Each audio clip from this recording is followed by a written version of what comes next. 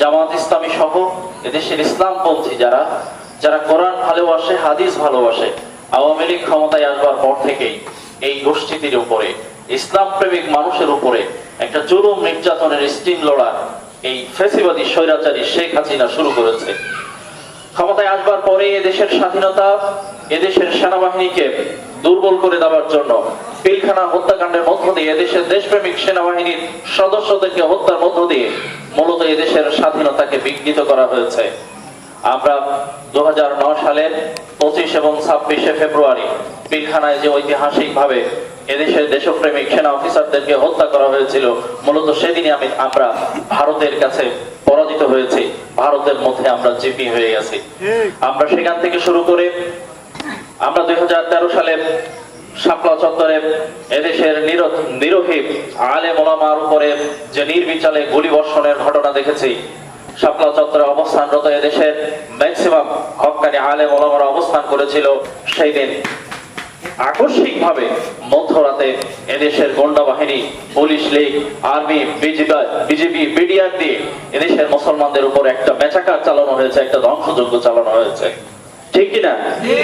এরপর আমরা এদেশের অর্থনীতির কথা যদি বলতে চাই, এদেশের অর্থনীতি সালমান এফ রহমান, যাকে আমরা দরবেশ বাবা বলে চিনি, তিনি একাই 36,000 কোটি টাকা ব্যাংক থেকে লুটপাট করেছেন। 36,000 কোটি টাকা। বাংলাদেশে একটা ফরিদপুর জেলা ছাত্রলীগের সভাপতি, সে বাংলাদেশ থেকে বিদেশে পাচার করেছে 2,000 কোটি টাকা। একটা ছাত্রলীগের জেলা সভাপতি বাংলাদেশ থেকে পাচার করেছে 2,000 কোটি টাকা। শুধু তাই নয়, আমাদের শিক্ষা ব্যবস্থাকে এমন ভাবে ধ্বংস করে দেওয়া হয়েছে যে আমরা কিছুদিন আগে প্রাথমিক বিদ্যালয়, স্কুল, কলেজের শিক্ষকদের ট্রেনিং দেখেছি। সেখানে ব্যাংক কিভাবে লাপায়, কিভাবে নাচতে হয়, কিভাবে গান গাইতে হয়, আমাদের শিক্ষকদের শেখানো হচ্ছে। আস্তাগফিরুল্লাহ। এর বিনিময়ে আমরা আমাদের জাতিকে কিভাবে পেয়েছি, আমাদের বাচ্চাদের কিভাবে পেয়েছি?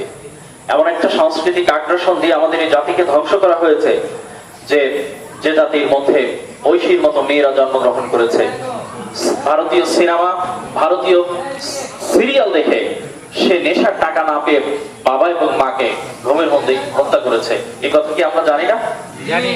আজকে নৈতিকভাবে আমাদের জাতিকে এত নিচে নামিয়ে দেওয়া হয়েছে, আমাদের বাচ্চা কাচ্চাদেরকে এত নিচে নামিয়ে দেওয়া হয়েছে যে তারা বড়দের সম্মান করতে জানে না, তারা মুরব্বীদেরকে সালাম দিতে জানে না, তারা বাবা মায়ের সাথে কথা বলার আদব শেখেনি, আদব করতে জানে না।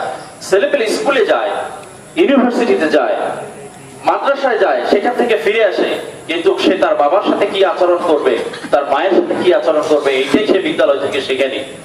আমাদের বাংলাদেশের সবচেয়ে সর্বোচ্চ বিদ্যাপীঠ, আমরা যদি ঢাকা বিশ্ববিদ্যালয়ের কথা বলি, অক্সফোর্ড, প্রাচ্যের অক্সফোর্ড যাকে বলা হয়, আমরা যদি জাহাঙ্গীরনগর বিশ্ববিদ্যালয়ের কথা বলি, যে বিশ্ববিদ্যালয় থেকে পড়াশোনা করে জাতি সবচেয়ে বেশি মেধাবী হবে, যে বিশ্ববিদ্যালয় থেকে পড়াশোনা করে এদেশের মানুষের জন্য আলো পত্রিকা তারা বহন করবে, সেই বিশ্ববিদ্যালয়ের ঘটনা হয় সেখানে মানিক নামে ছাত্রলীগের এক ক্যাডার ধর্ষণে সেঞ্চুরি করে, মিষ্টি খেয়ে সে সেঞ্চুরি উৎসব পালন করে।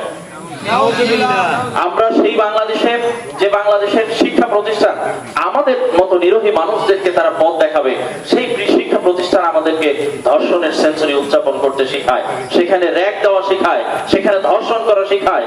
আপনি যদি সবচেয়ে বেশি মাদকের কারবার দেখতে চান, তাহলে আমাদের দেশের সর্বোচ্চ বিদ্যাপীঠগুলোতে গেলে দেখতে পাবেন। আমার বিশ্বাস আমাদের এই সমাজের অভিভাবকরা যদি কখনো বিশ্ববিদ্যালয়ে সফর করে, তাহলে তাদের মনে হবে এই বিশ্ববিদ্যালয়ে আমাদের সন্তানদের পড়ার কোনো প্রয়োজন নাই।